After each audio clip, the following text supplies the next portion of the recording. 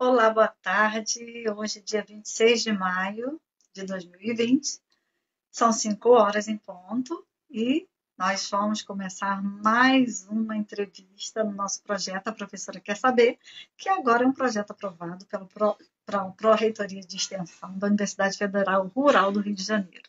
Quero agradecer a todos que participam sempre, quero agradecer os centros acadêmicos da universidade, quero agradecer a todas as pessoas que divulgam e a nossa convidada, a doutora Vanessa Ferreira, já está chegando. Então, vou recebê-la e agradecer também ao Departamento de Comunicação da Universidade Federal Rural, que divulga para a gente. Olá! Olá, boa tarde! Tudo bem, doutora? Tudo ótimo. Melhor que isso, só sem pandemia, né? Mas na medida do possível, tudo bem.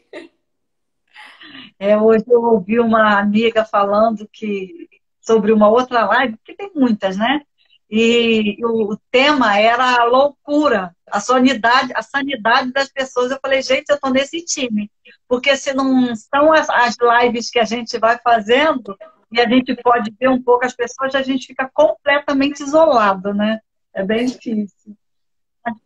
Tá tudo bem, doutora? Vai na. Aqui tudo certo, assim, a minha cidade tem alguns casos, né? Mas não tá nada grave quanto outros locais. Aqui é interior, então, na medida do possível, tá um pouco mais tranquilo. A gente tá obedecendo a quarentena, saindo mesmo para o que é necessário. Estou no escritório no momento, mas tenho vindo só em dias que tem atendimento e feito atendimentos extremamente necessários, de máscara, com muito álcool em gel. Agora eu tô sempre fazer a live, mas o dia todo de máscara.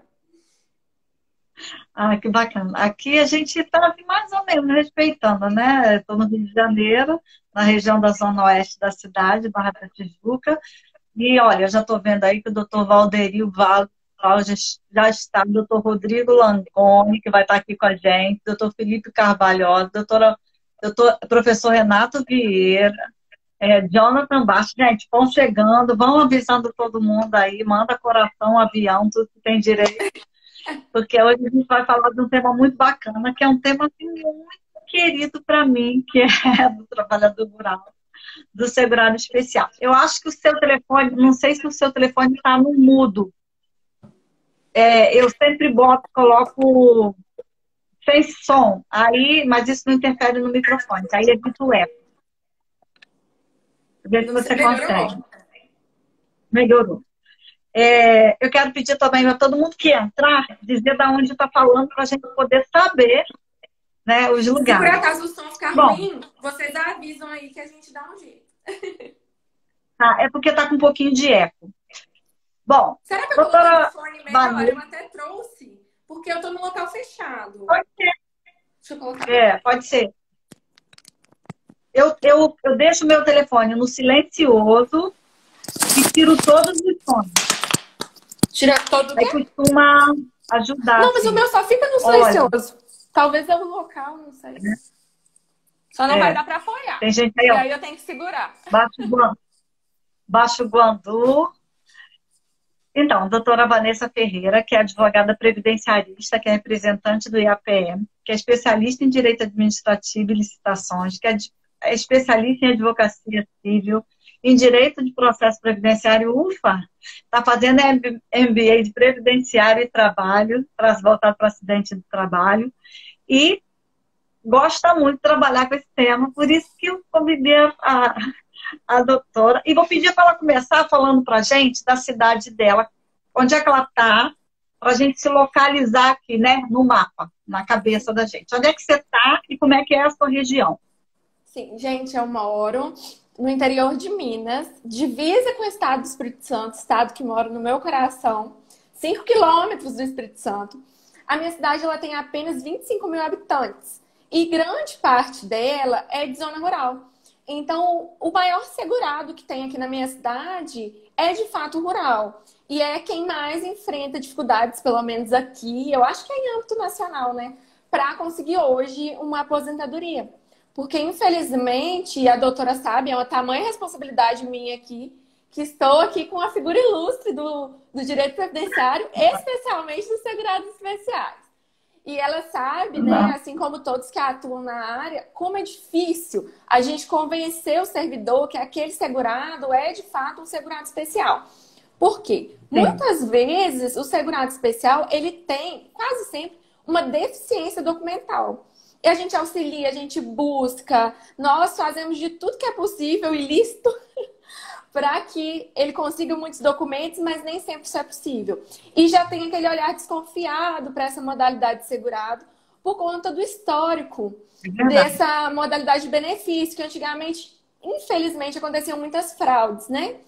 E aí hoje É está verdade. bem acirrado a comprovação, mas ainda assim bem dificultosa, né?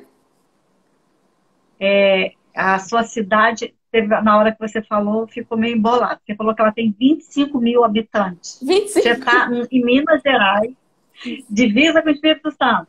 Isso. Mas Então, a tem sua muitas cidade é cidades. Pode falar. Aimorés. Aimorés. Terra do Sebastião Salgado. Aimorés. Não sei se vocês conhecem. Um fotógrafo bem Não, conhecido. fotógrafo ilustre. Não, a gente conhece sim. E, olha, muito legal. Aqui já, ontem a gente teve o Cael falando sobre educação agrícola, educação no campo e agronegócio. E foi 9 horas da manhã e ele falou com a gente lá do Cariri, lá do sertão, lá do Ceará, tá? Da região do Crato, que é um professor especialista em zootecnia e falou com a gente, foi muito legal. Aí Que hoje ele me mandou as publicações, né? Aí saiu na rádio da cidade, saiu no jornal, porque cidade pequena, eles ficaram tão felizes, aí eu até postei, foi muito legal.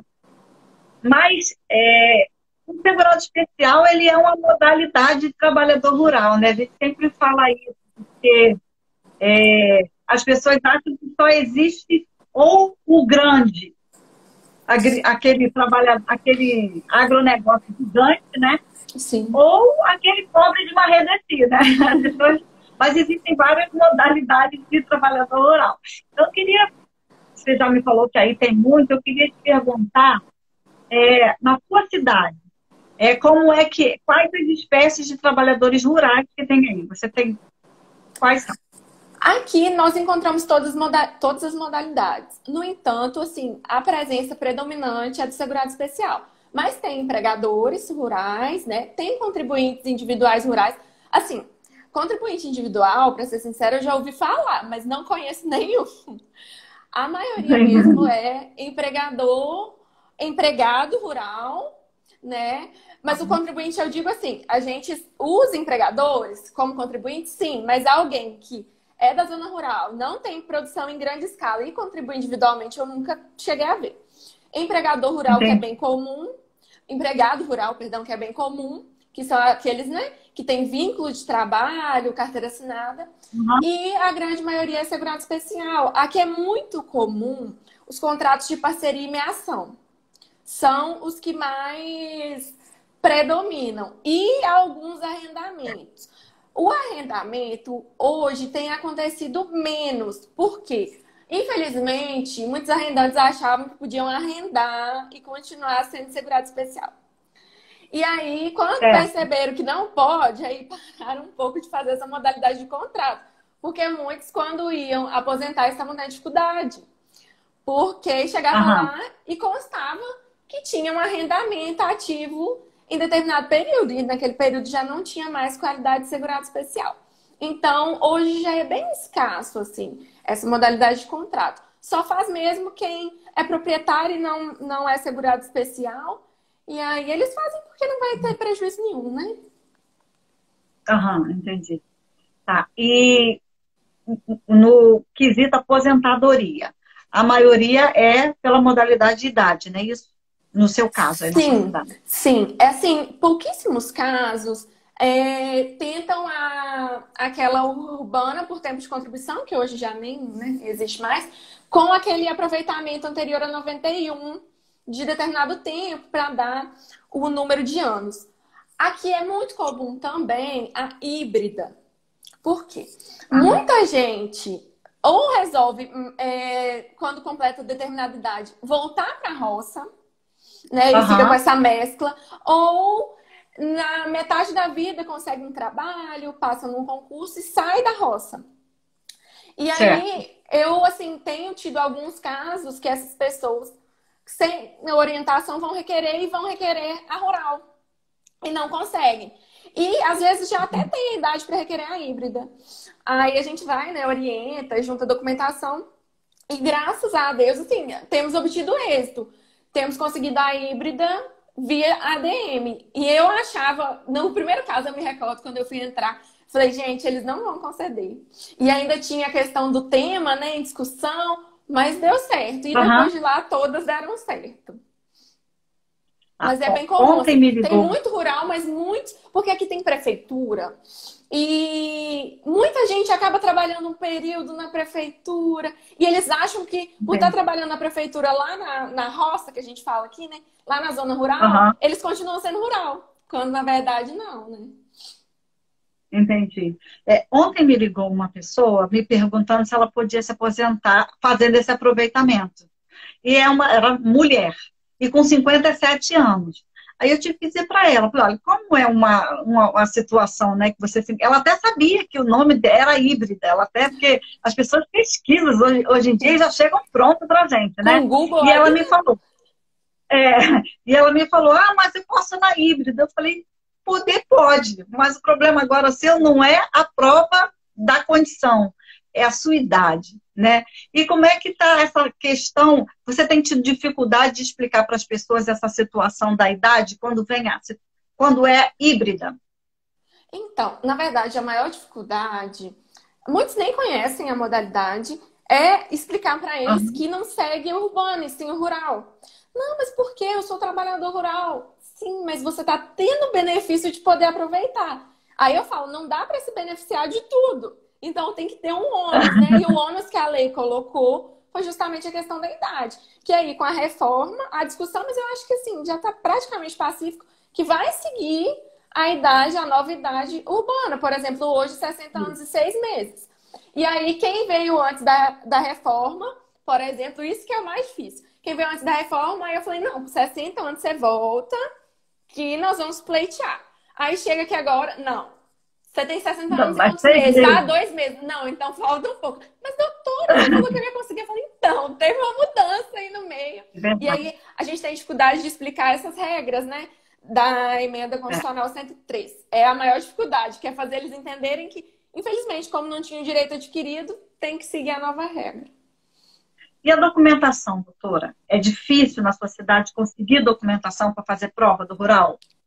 Muito, por quê? Muita gente faz contrato e não registra, né? Não vai lá, reconhece firma, e aí fica como documento extemporâneo. Que aí o INSS não leva em consideração, a gente sabe. O que eu Aham. consigo mais de documentação é, às vezes, um título de eleitor antigo, algumas pessoas têm, aquele que vinha profissão. Aham.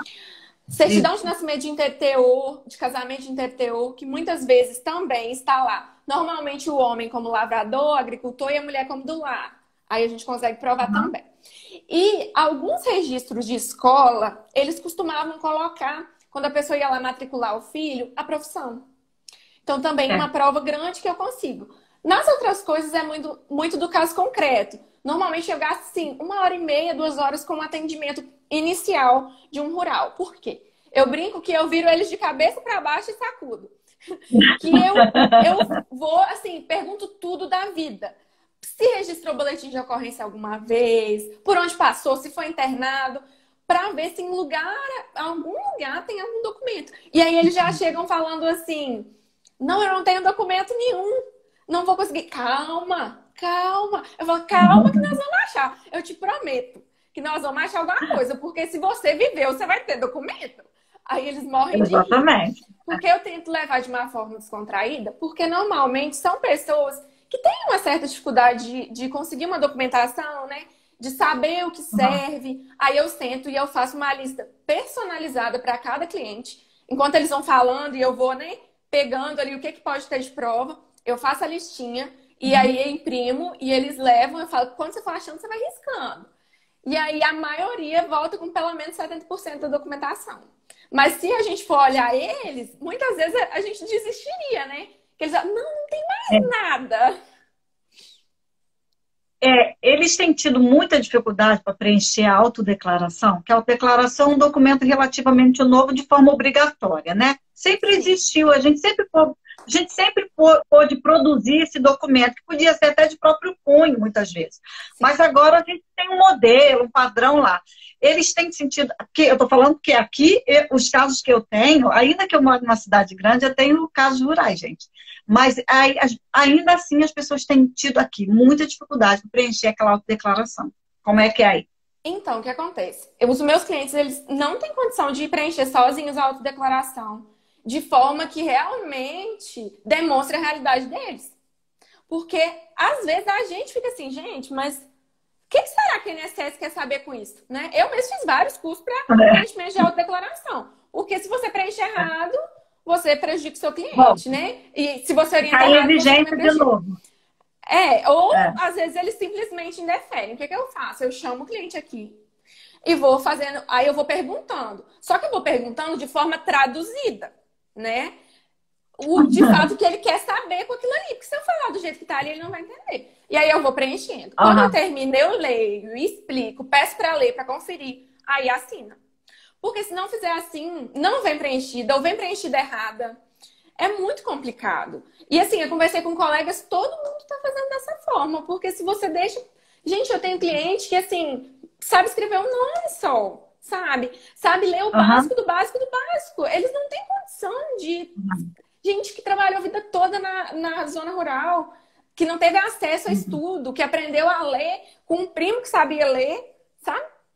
Então não tem condição de exigir dessa pessoa que ela entenda o que, né, eles querem ali. Aí eu vou, por exemplo, você pergunta pra eles: ah, você trabalhou individualmente ou em regime de economia familiar? Eles olham assim: hã? Aí você já fala: você trabalhava sozinho ou tinha mais alguém com você? Pronto, ele vai saber te responder. Agora, se for pra ele ler e responder, né, é uma linguagem mais jurídica, porque é a linguagem da lei. Não dá para querer isso E deles. quando são mulheres, doutora? Porque eu estou te perguntando isso das mulheres especificamente, porque a gente sabe que essa condição de segurado especial, ela é uma condição para o grupo familiar, né? Está na lei assim. Está na lei que é para pescador, para extrativista, para silvicultor, está na lei para várias situações.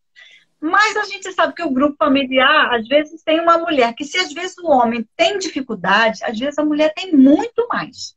Porque às vezes a mulher era essencialmente aquela mulher que às vezes nunca saiu nem praticamente da propriedade, não saía nem para registrar o filho, não, né?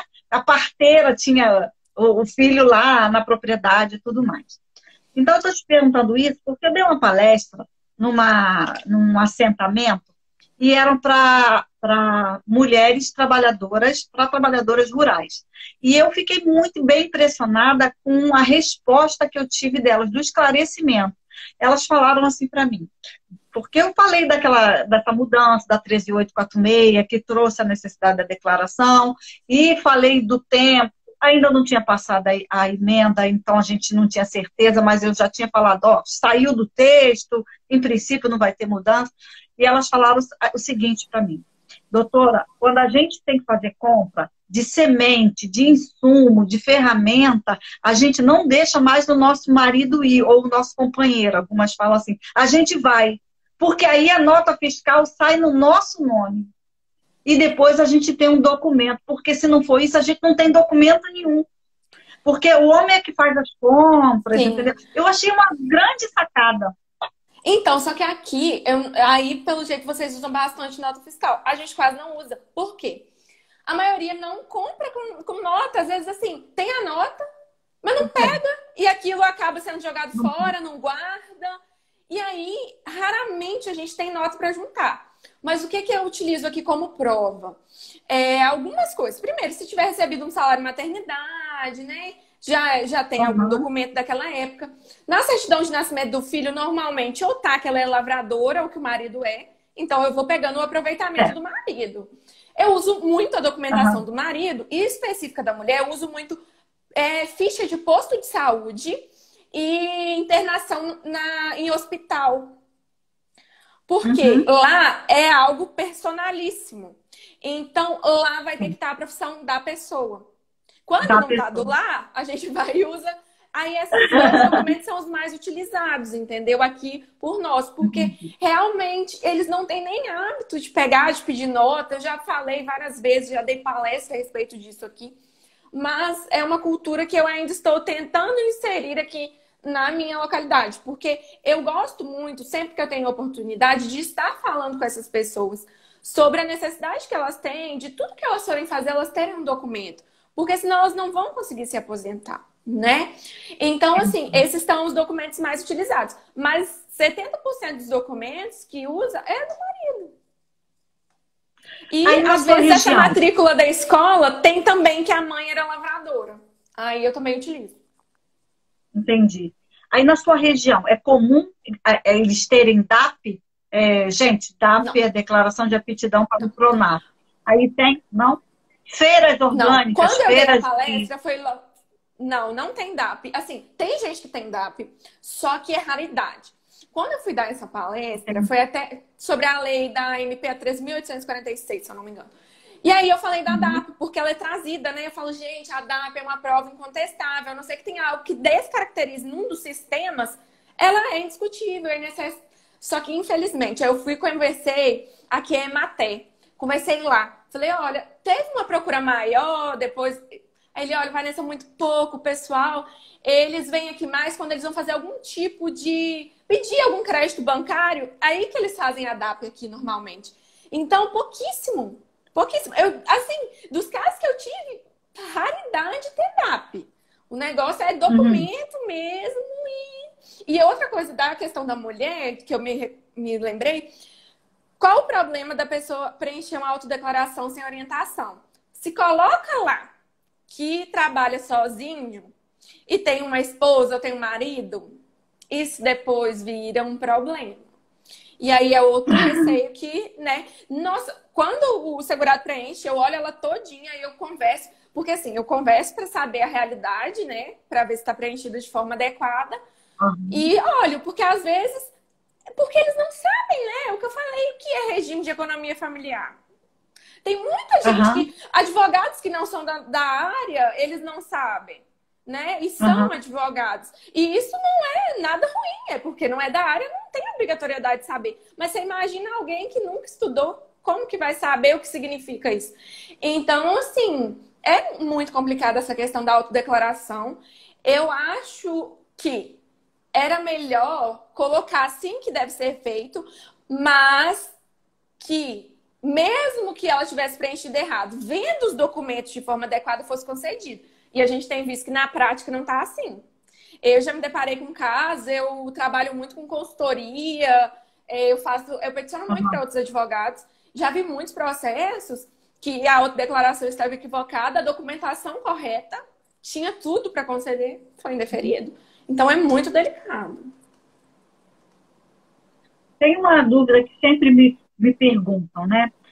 Doutora, eu tenho direito a essa híbrida. Tá, tudo bem. Mas o meu benefício vai ter valor diferente de um salário mínimo? Eles sempre me perguntam isso. Como é que estão os valores de benefício aí na sua região em relação às pessoas que você já conseguiu, por exemplo, híbrida? Então todos tinham, porque são pessoas que, em regra, não sei aí, mas aqui tem baixa escolaridade, tudo. Então, quando trabalharam, era com um salário, pouco mais, aí pela regra de hoje, se fosse fazer cômputo de tudo, né, ia cair num salário mesmo. Então, nunca aconteceu comigo de ter alguém que recebia um valor muito grande, porque a tendência é que essas pessoas não queiram aproveitar esse período, né? Então, assim, nos meus casos todos de um salário mínimo mesmo, e foi bem tranquilo, assim. Mas, talvez em cidades maiores seja mais comum, né? Em valor maior, porque a renda da minha cidade, ela não é uma renda alta, em regra. Nós não temos muitas empresas aqui, que é uma cidade pequena e que não tem um grande polo industrial, sabe? A gente precisa até de mais empregos aqui, tem bastante gente desempregada. Então, não tem salários muito altos.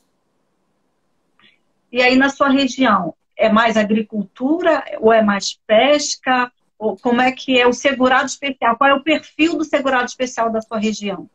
Plantio e colheita de cereais. toda vez o que eu coloco na autodeclaração lá, quando fala qual a atividade, né? Plantio e colheita de cereais. Aqui o mais comum é feijão e milho. Teve uma época que tinha arroz, mas faz muito tempo. Feijão e milho quase todos. Aí tem hortaliças, gado, galinha, porco, mas em regra é mesmo cereais. Entendi. Pescador, extrativista, aí não tem quilombo, não tem indígena. Pescador até tem Então, muito pouco. Os outros, não, nunca vi. Nenhuma das outras modalidades aqui eu nunca atuei. Já vi em outros locais que eu atuo, ou de processo de colegas, mas aqui na minha cidade, não. É pescador artesanal, ou mesmo o que mexe com a agropecuária, né, que a gente fala. entendi. O doutor Valdério está falando o seguinte aqui, ó. Não atuo na área previdenciária, mas observo familiares e amigos que na zona rural a documentação só começa a ser uma preocupação quando faltam meses para ingressar com o pedido. E é aí, verdade. assim, Doutor doutora... Valdério aqui, ó, de Baixo do Guandu, querido. Realmente, eu e ele estávamos conversando há alguns dias até a respeito disso, sobre a dificuldade de documentação. Porque é verdade isso. Por isso que eu tento inserir essa cultura de vocês precisam produzir documentos por toda a vida. Aconteceu muito com esse auxílio emergencial o seguinte, muita gente jovem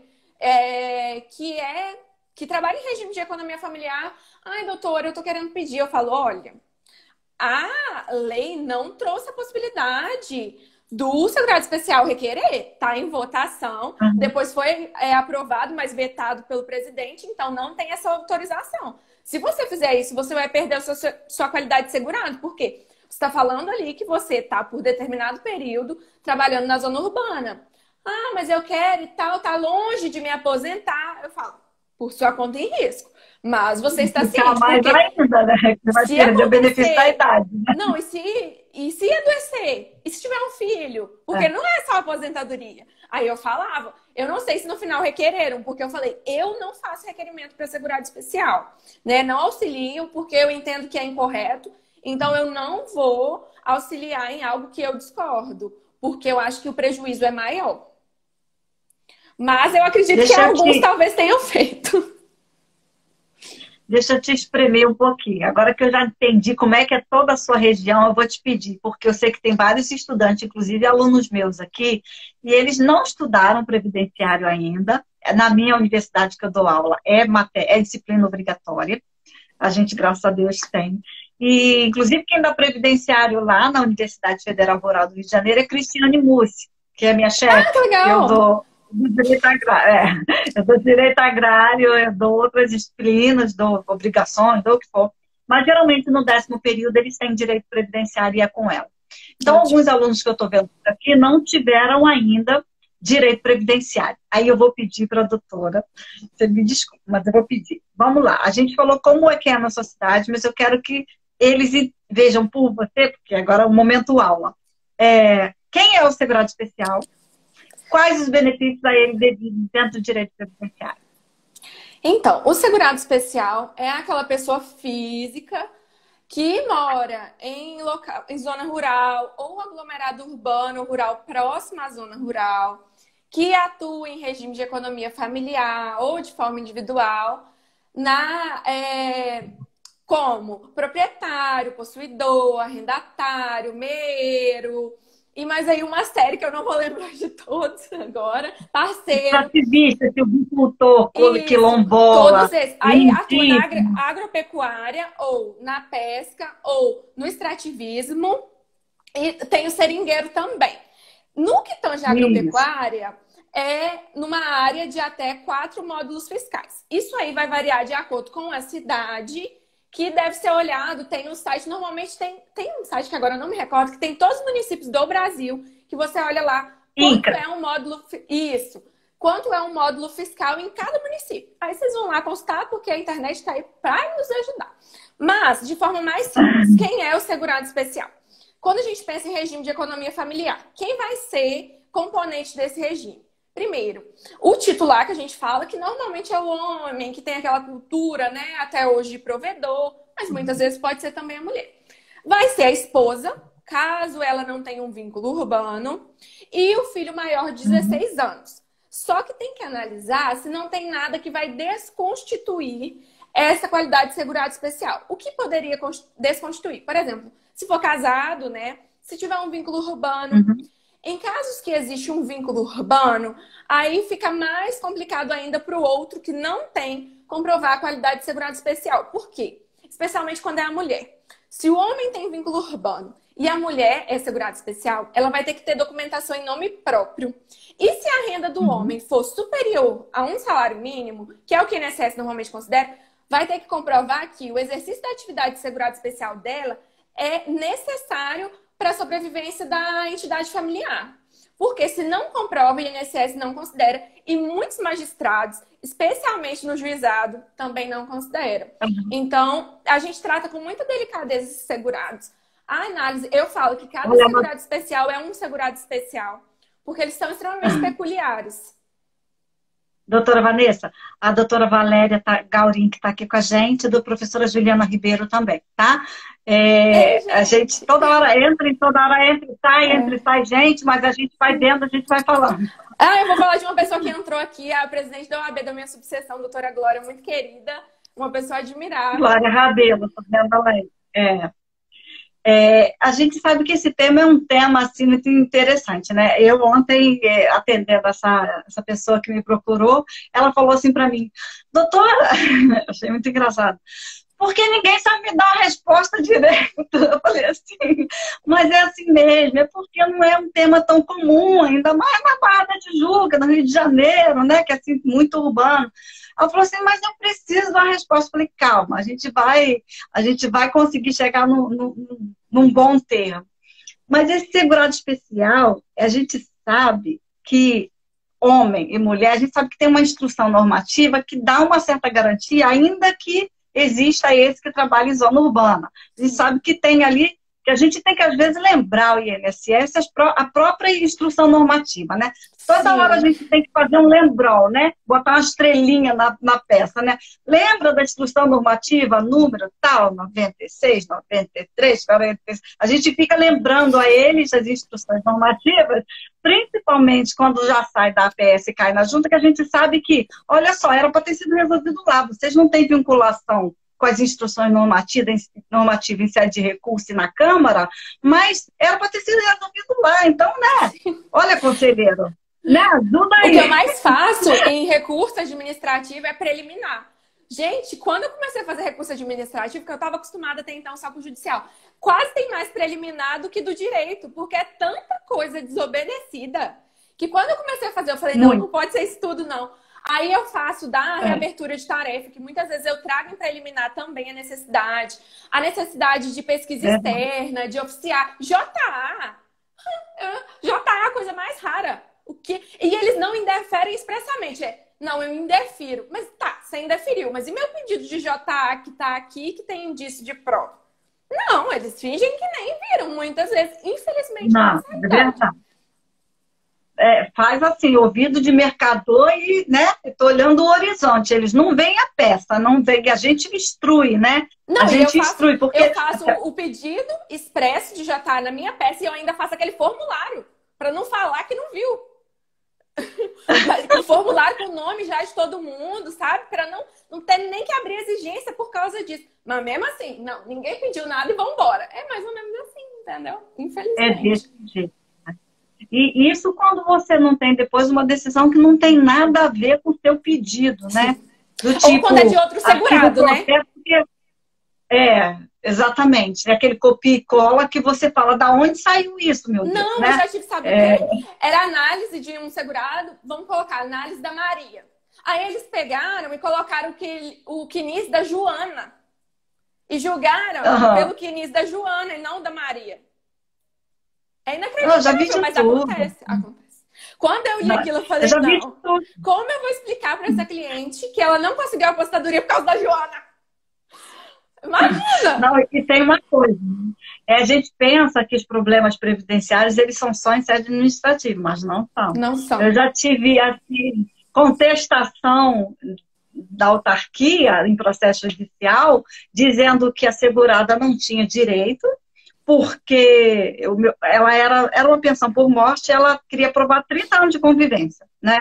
E ele contestou, o INSS contestou, dizendo que ela não tinha direito à pensão porque ela era maior e ela tinha idade superior a 21 anos, olha só o texto da contestação, que ela tinha idade superior a 21 anos, então ela não se enquadrava na espécie dependente. Por isso ela não tinha direito à pensão. Da onde saiu essa situação? Não. Aí foi ótimo, né? Porque aí eles dão a peça pronta pra gente. Aí você bate ponto a ponto, o juiz com a própria instrução deferiu e eles nem recorreram. Não, eu já tive caso que eles tinham reconhecido administrativamente a qualidade segurada e o problema era, por exemplo, a incapacidade. Aí eles vão lá e falam, não, que fulano não tem qualidade segurada. Aí na minha impugnação, sabe o que eu fiz? Eu tirei um print de onde eles reconheceram que tinha qualidade segurada lá no administrativo e colei na petição. Aí eu falei que causava estranheza eles negarem, sendo que eles próprios reconheceram. Então entra em contradição, demonstrando uma má fé da autarquia. Aí depois, graças a Deus, foi reconhecido e quase que teve uma multa aí, foi por pouco. Arquivamento de processo, porque o pedido era um tipo de benefício, eles arquivam por outro, troca de CPF, dá o nome de outra pessoa e indefere. O que você falar, a salada que você falar, é como se fosse um livro. O que você falar, eu puxo, assim, de decisão errada. Sabe como é que é? E aí você pensa assim, não é possível, gente, que a pessoa não teve o cuidado de ler o que estava na mão dele. Mas não, voltando aqui caso que eles falaram que a minha cliente não tinha. Primeiro eles falaram assim: olha, eu poderia te oferecer acordo, mas como você está em tutela, eu não vou te oferecer, não, porque tem indício. Aí depois eles falam, não, porque não tem, tem que julgar improcedente. Aí eu fui e fiz uma manifestação questionando, mas peraí, como que você me pede a improcedência se você já reconheceu o direito, falando que você não oferecia um acordo porque estava em tutela? Aí o juiz foi e eu tinha pedido um outro pedido lá dentro, ele foi e nessa decisão falou, não, mas você e a INSS já reconheceu. Aí eu adoro quando essas coisas acontecem, porque eles fazem uma manifestação solta sem olhar o que tem no processo, que eles já manifestaram. Aí fica contraditória a palavra deles. O Centro Acadêmico de Direito lá da Universidade Federal do campus de Seropédica está dando parabéns aqui pela iniciativa, tá bom? Muito legal mesmo. A iniciativa, eu vou já parabenizar, estou gostando bastante. Eu acho que tem servido de aprendizado não só para quem é da área jurídica, né? Mas como é uma linguagem acessível e os temas também são temas usuais do nosso dia a dia, tem servido para todos. O presidente da OAB do Espírito Santo, doutor José Carlos Rischi. Eita, seja bem-vindo, doutor. O que a gente propõe fazer sempre aqui é não fazer aquele momento cansativo. Sabe aquele momento, eu tenho que assistir porque é meu amigo que está lá? Não. É que seja um tema bacana e que seja uma conversa e que traga pontos importantes. Porque, às vezes, do seu exemplo, surge uma luz na cabeça de alguém que está ouvindo. Caramba, parece com o meu caso. Então, não adianta conceituar, porque o conceito a gente abre um livro, o conceito está lá, né? Então, mas o que a gente precisa, às vezes, saber? A gente precisa saber que, às vezes, a gente tem que ser pontual, que a gente tem que ir lá na petição e tem que ter uma certa criatividade, tem que olhar para o segurado, principalmente especial, e falar, vamos ser um pouco criativo, fazer o que você falou, vira aí de cabeça para baixo e ver o que cai, né? Certidão de batismo, e internação, e foi ter neném, e comprou na venda, e vendeu para quem, e começa a catar. Daqui a pouco... mas eu trabalhei para o compadre fulano, eu fui safrista, eu ajudei na colheita de não sei quem. Daqui a pouco, você consegue instruir o processo. E o segurado especial é feito prova. Eu acho isso muito legal. Exatamente. E assim, muitas vezes eles realmente não sabem. Eu estava olhando hoje, eu estava analisando um caso antes de começar a live e colocando em ordem cronológica os documentos, separando o original e tal. Aí eu falei, gente, mas 2 filhos registrados no mesmo dia, será que são gêmeos? Não. A segurada demorou 2 anos para registrar um deles, para registrar os dois juntos. Então, essa é a realidade do segurado especial que a gente tem. Então, a gente tem que tratar com carinho e ter essa visão que a gente precisa auxiliar na busca de provas, porque se você falar assim, traz o que você tem lá e vamos entrar. Gente, não vai dar certo. Você tem que parar, sentar e investigar a vida da pessoa. Infelizmente, existe muito profissional por aí que faz isso. Tenham carinho pelo segurado especial, gente, por favor, porque eles precisam do auxílio de nós, advogados. E, assim, muita gente está tendo benefício negado, benefício da vida da pessoa, sabe? Que vai ser o que a pessoa vai ter de comer. Tem gente aí de 70 anos que tem direito e não está aposentado. Então, é muito triste. Eu fico muito sensibilizada quando eu vejo esse tipo de coisa, sabe? É muito comum essa questão dos registros, né, nos interiores desse Brasil. A minha mãe mesmo, ela foi registrada 1 ano depois. Tanto que por isso ela demorou 1 ano para aposentar, porque oficialmente ela só completou a idade correta no ano seguinte, né? Eu já vi gente que foi registrada antes de nascer. Que tem gente que, assim, por exemplo, nasceu em 95, mas lá na certidão tá 94. Tem de tudo. Eita. Que aí foi colocar e não sabia qual ano que o filho tinha nascido. Coloca aí tal ano. Exatamente. Doutora Vanessa, estou muito feliz de você ter aceitado esse convite para a gente ter essa prosa aqui sobre o rural, sobre o segurado especial. Eu sempre falo para as pessoas, gente, é um bate-papo, é uma entrevista, é um momento de descontração, um momento para a gente se ver, um momento para a gente falar de um assunto bacana, importante, sério, mas é um momento leve, um momento para a gente, né, não é, meu Deus, eu errei, esqueci, não é nada disso, é para a gente levar conhecimento de uma forma, assim, agradável. Então, aqui a hora voa, já são 41 minutos de live. Nossa, pai! E... rápido, né? Eu quero te agradecer demais por você ter passado esses minutos aqui com a gente. Quero pedir para você voltar quando você quiser, ainda mais agora que a gente está com o projeto aprovado pela Pró-Reitoria de Extensão. Depois você vai receber seu certificado pela universidade. Nesse momento eu só vou mandar o meu certificado simbólico, mas eu quero te agradecer muito. Você é uma querida, te conheci dentro de um congresso, e você sempre atuante, e a gente aproveitou o congresso, mas saiu também para passear, foi para o shopping, almoçou, muito bacana.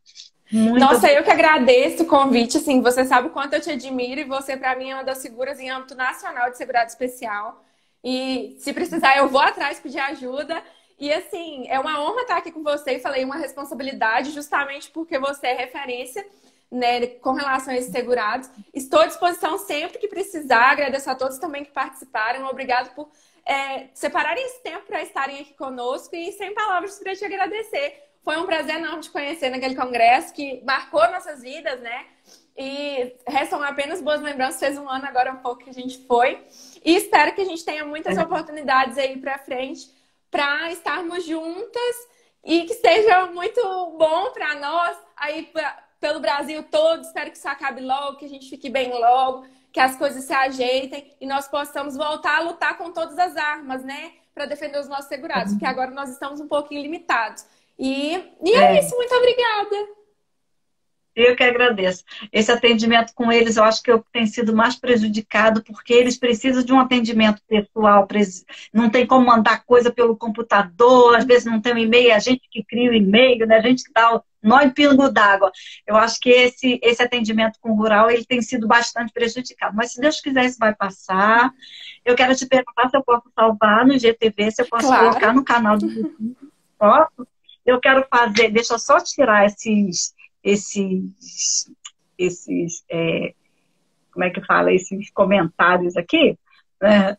Ver se eu consigo tirar esses comentários. Que eu quero fazer uma foto aqui, isso. Ah, linda. Gente, se alguém tirar uma foto bacana aí também manda pra mim. Manda pra gente. Você tira.